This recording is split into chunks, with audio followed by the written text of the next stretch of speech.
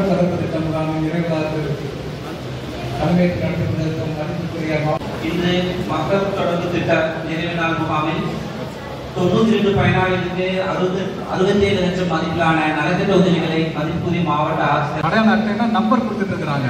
So அதனால விவசாயம் பண்ணக்கூடிய அனைவருமே விவசாயம் சொந்த நிலம் இருக்கக்கூடிய கொஞ்சம் நிலமா இருந்தாலும் பரவாயில்ல, இருக்கக்கூடிய அனைவருமே 2வது நாள் கோடை உழவு இப்போ அடிக்கிற வெயில் கடுமையான வெயிலாக இருக்க நேரத்தில் நமக்கு நல்ல மழை பெய்ஞ்ச நேரத்தில் கோடை உழவு கண்டிப்பாக பண்ணணும்.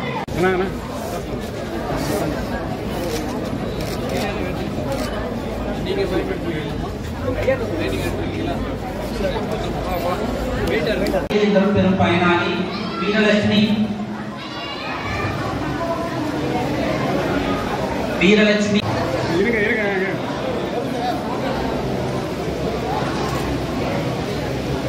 திருமதி நித்யா இலவச தையல் உஷா திருமதி உஷா இலவச தையல் இயந்திரம் பெறும் பயனாளி திரு மணிகன் சலவை பெட்டி பெறும் பயனாளி திரவ சலவை பெட்டி பெறும் பயனாளி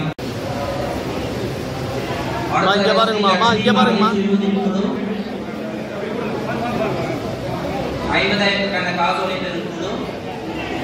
தோட்டக்கலைத்துறையின் சார்பில் திருமதி இந்திராணி நுண்ணீர் பாசனத்திற்கான ஆணை பெறும் பயனாளி.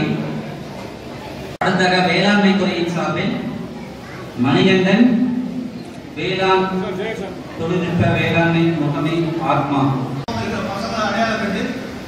ஒரு 2500 பேருக்கு கல்லூரிகளில் சேர்ப்பதற்கு உதவி செஞ்சு எல்லா மாணவர்களும் கல்லூரியில் நம்ம படிச்சுட்டு இருக்காங்க. அதனால உங்களுடைய குடும்பத்தின் எதிர்காலம், உங்கள் ஊரின் எதிர்காலம் எல்லாமே அந்த மாணவர்களுடைய எதிர்காலத்தை பொறுத்தா இருக்கு. பள்ளி படிப்பை தயவு செய்து நிறுத்தாமல் சேர்த்து விடுங்கள். ஒரு பாடத்தில் பெயிலாகிவிட்டால் கூட அவரை திருப்பி எழுத வைத்து திருப்பி படிக்க முயற்சியை தயவு செய்து பெற்றோர்களாகி நீங்கள் அனைவரும் செய்ய வேண்டும். இரண்டாவதாக பெண் குழந்தைகள் நமது சமூக நலத்துறை அலுவலர் மாவட்ட அலுவலர் சொன்னாங்க, நமது மாவட்டத்தில் கொஞ்சம் அதிகமாக காணப்படக்கூடிய ஒரு சமூக தீங்கு, சோசியல் ஈவன் சொல்லக்கூடிய சமூக தீங்கு என்னன்னா 18 வயசுக்கு கீழே இருக்க பெண் குழந்தைகளை ஒரு சுமையா நினைச்சு திருமணம் செஞ்சு கொடுக்குறாங்க.